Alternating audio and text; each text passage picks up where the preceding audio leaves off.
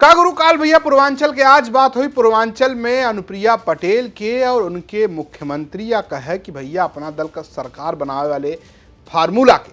तो जी हाँ, आज बात करेंगे पूर्वांचल की राजनीति में अनुप्रिया पटेल के नए राजनीतिक दांव की। जी हाँ, अनुप्रिया पटेल जो कि अपना दल एस यानी कि सोनेलाल की राष्ट्रीय अध्यक्ष हैं, स्वास्थ्य राज्य मंत्री हैं केंद्र सरकार में, उनके पति आशीष पटेल कैबिनेट मंत्री हैं, कभी कभी योगी सरकार से नाराज भी हो जाते हैं, चिट्ठी विट्ठी भी लिख देते हैं। और आप जानते ही हैं कि एक तरीके से जब से भारतीय जनता पार्टी की सरकार केंद्र में बनी है तब से अनुप्रिया पटेल उनकी एक बड़ी सहयोगी के तौर पर सामने आई।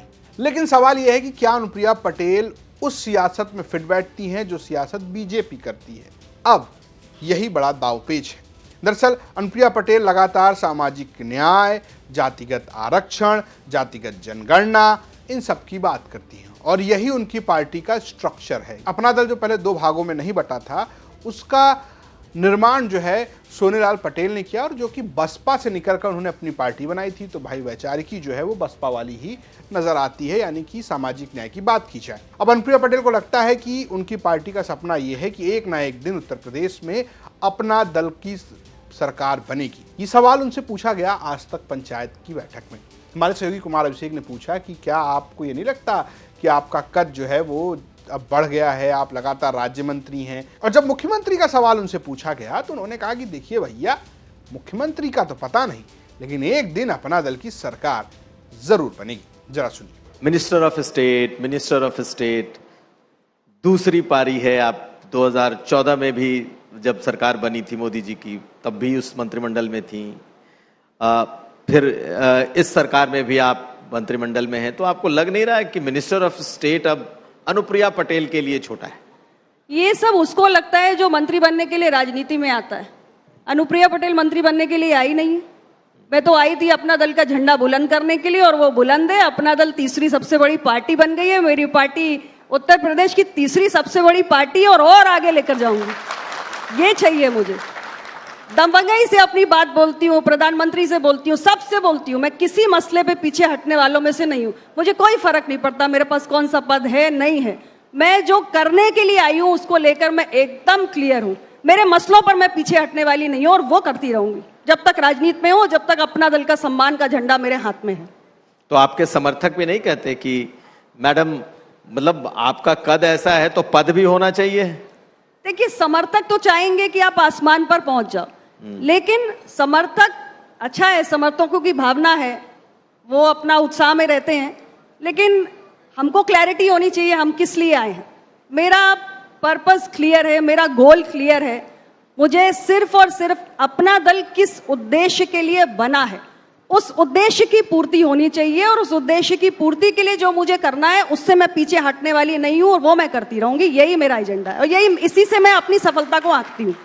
तो उद्देश्य तो ये भी होगा ना कि अपना दल का कोई अपना मुख्यमंत्री भी बने, अपना दल कल को इस प्रदेश का नेतृत्व भी करे। तो ये उद्देश्य आपको कब और कहां कैसे दिखाई देता है? इसके लिए तो हमारे कार्यकर्ता काम कर ही रहे हैं। देखिए, अपना दल लगातार प्रगति कर रहा है। अब आप देखिए, एक विधायक था 2000 में, मैं अकेली थी, बनारस के रोहनिया से जीत के पहुंची थी। फिर 2017 का आया, हमारी संख्या बढ़ गई, 9 पहुंच गए। फिर उसके बाद हम 13 पहुंच गए, पार्लियामेंट में भी पहुंच गए, तीसरी सबसे बड़ी पार्टी बन गए। तो ये एक जर्नी होती है और बाकी राजनीति में बहुत कुछ परिस्थितियों पर निर्भर करता है। निश्चित रूप से हम सभी चाहते हैं, अपना दल का एक एक कार्यकर्ता चाहता है, एक एक समर्थक चाहता है कि अपना दल की उत्तर प्रदेश में सरकार हो। और कौन सी पार्टी नहीं चाहती? हम बिल्कुल चाहेंगे। हम चाहेंगे कि हमारी पार्टी जिन सिद्धांतों पर बनी है उसको हम और मजबूती से उसके करीब जा सके, उसको पूरा कर सके। अपनी पार्टी के विस्तार के लिए हर पार्टी का नेता और कार्यकर्ता काम करता है, मैं भी कर रही हूँ और सब एक बड़े मिशन के साथ आगे बढ़ते हैं। तो आप भी मुख्यमंत्री बनना चाहती हैं? मैं अपना दल की सरकार देखना चाहती हूँ। अनुप्रिया पटेल बने ना बने, अपना दल की सरकार होनी चाहिए। मुख्यमंत्री जिसके भाग्य में होगा वो बनेगा। मेरे लिए अपना दल की सरकार बने ये जरूरी है। तो आपने सुन लिया ये अपना दल की सरकार बनने की बात। अब हम आपको फॉर्मूला बताते हैं।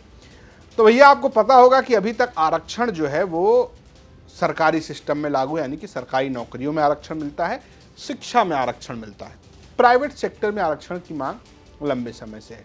अनुप्रिया पटेल का फॉर्मूला यही नजर आता है। जी हाँ, अनुप्रिया पटेल से इसी पंचायत आज तक में पूछा गया कि आप ये बताइए कि क्या आपको कोटा विद इन कोटा राजी है, यानी कि आपको लगता है कि आरक्षण के अंदर भी आरक्षण होना चाहिए। तो उन्होंने मस्त एक गोल जलेबी घुमाते हुए कहा कि देखिए, पहले तो बात ये कि ओबीसी को ही आरक्षण नहीं मिल रहा, 27% जो आरक्षण है वो कभी एनएफएस हो जा रहा है, बच जा रहा है, इतना बैकलॉग कैसे है।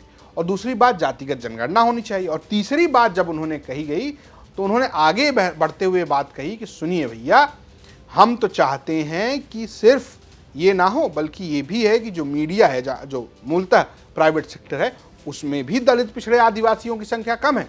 तो कुल मिलाकर यहाँ भी हम तो आरक्षण चाहते हैं। जरा सुनिए। अगर आप ईडब्ल्यूएस को भी जोड़ लें तो ये 60% है, तो फिर जिसकी जितनी संख्या भारी उसकी उतनी हिस्सेदारी। क्या आपको लगता है कि नहीं, ये तो मेरी पार्टी का मूल मंत्र है, जिसकी जितनी संख्या भारी उसकी उतनी हिस्सेदारी, और जिसकी जितनी हिस्सेदारी उसकी उतनी जिम्मेदारी।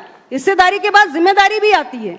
और देखिए, हमारी जो भारतीय समाज है बहुत विविध है, और न्यायपूर्ण यही है कि अलग अलग जाति समुदाय के लोग जो हैं उनका प्रतिनिधित्व बढ़ना चाहिए। और मैं ये बात हमेशा कहती हूँ, मैं सिर्फ ये नहीं कहती कि सरकार में बढ़े, एडमिनिस्ट्रेशन में भी बढ़े, जुडिशरी में भी बढ़े। और आप तो मीडिया के प्रतिनिधि है, आपके मीडिया में तो मुझे दलित, आदिवासी, पिछड़ा कहीं दिखाई नहीं पड़ता। तो मेरी पार्टी तो ये भी कहती है कि भाई उनको यहाँ भी स्थान दीजिए, अपनी बात कहने का अधिकार दीजिए। तो सही मायने में लोकतंत्र की ताकत तो यही है कि हर वर्ग को समुचित प्रतिनिधित्व मिलना चाहिए। और इससे कहीं कोई इस बात पे हम पूरी तरह सहमत हैं, इस बात को हम लगातार कहते भी हैं। तो ये वही लाइन है जो समाजवादी पार्टी की भी लाइन है, यही अनुप्रिया पटेल की लाइन है। कुल मिलाकर ये है कि अनुप्रिया पटेल ने उत्तर प्रदेश की पॉलिटिक्स में आरक्षण के मामले में एक सुर छेड़ा है। और ये आरक्षण वो इसलिए भी कह रहे हैं क्योंकि लंबे समय से ये नारा रहा है कि जिसकी जितनी संख्या भारी उसको उतनी हिस्सेदारी। और इस बीच आरक्षण की जो तय सीमा थी वो हर जगह टूट चुकी है ईडब्ल्यूएस को आरक्षण मिलने के बाद से। तो कुल मिलाकर अनुप्रिया पटेल कह रही है भैया, अब सिर्फ सरकारी नौकरी क्यों, मीडिया में आरक्षण क्यों नहीं होना चाहिए। तो अनुप्रिया पटेल जमकर इस बात की तरफदारी कर रही हैं वो कि भाई जाति के आधार पर लोगों को न्याय मिलना चाहिए, जाति के आधार पर सामाजिक न्याय मिलना चाहिए और आरक्षण भी मिलना चाहिए। तो अगर ये मामला बनता है और अगर इस मामले पर अनुप्रिया पटेल आगे अपफ्रंट होकर खेलती हैं तो क्या पता भैया मुख्यमंत्री बनने का मौका मिल जाए। कौन नहीं चाहता कि वो मुख्यमंत्री बन जाए, लेकिन उनको ये लगता है कि अगले चुनाव में वो तो एनडीए के साथ ही जा रही है, यानी 27 के चुनाव में वो एनडीए के साथ अपना सपना देख रही हैं। पूर्वांचल में अनुप्रिया पटेल का प्रभाव है। दरअसल अपना दल जो है वो प्रतापगढ़ में कुछ हिस्से में, अगर जहाँ पर कुर्मी बेल्ट है वहाँ पर प्रभाव है, जौनपुर की कुछ सीटों पर प्रभाव है। फिर अगर आप वो देखेंगे बनारस से लेकर मिर्जापुर और सोनभद्र तक एक लंबी बेल्ट है कुर्मियों की, वहाँ पर प्रभाव है। तो कुर्मियों के इस हिस्से पर अपना दल का प्रभाव है। जो प्रभाव नहीं है वो इलाका है अवध के आगे का, यानी अगर आप कानपुर का इलाका देखेंगे जहां पर पहले बेनी प्रसाद वर्मा एक बड़े कुर्मी नेता हुए और तमाम कुर्मी नेता वहां पर रहे हैं, उस बेल्ट में थोड़ा मामला कम दिखता है। बरेली वाले इलाके में भी अभी प्रभाव कम है। अगर इन इलाकों में अपना दल का प्रभाव बढ़ता है तो आप समझिए कि पार्टी एक बड़ी पार्टी बनने की संभावना रखती है। बात समझ रहे हैं? अगर आप समझ रहे हैं और समझ रहे हैं कि भैया क्या चल रहा है कुर्मियों की पॉलिटिक्स में, तो ये बात आप समझिए कि 27 में अनुप्रिया पटेल जो है भाई वो बात तो सामाजिक न्याय की करेंगी। बीजेपी बात करती है हिंदू एकता की और जातिवादी पार्टियों के ऊपर सवाल खड़ी करती है कि पार्टियां जाति के आधार पर राजनीति करती हैं, तो उनके सहयोगी खुलकर अपनी जाति के पक्ष की बात रख रहे हैं। आपको क्या लगता है 27 में अनुप्रिया पटेल और अपना दल का क्या होगा? ये बात आप हमें कमेंट बॉक्स में बता सकते हैं। देखते रहिए यूपी तक। नमस्कार।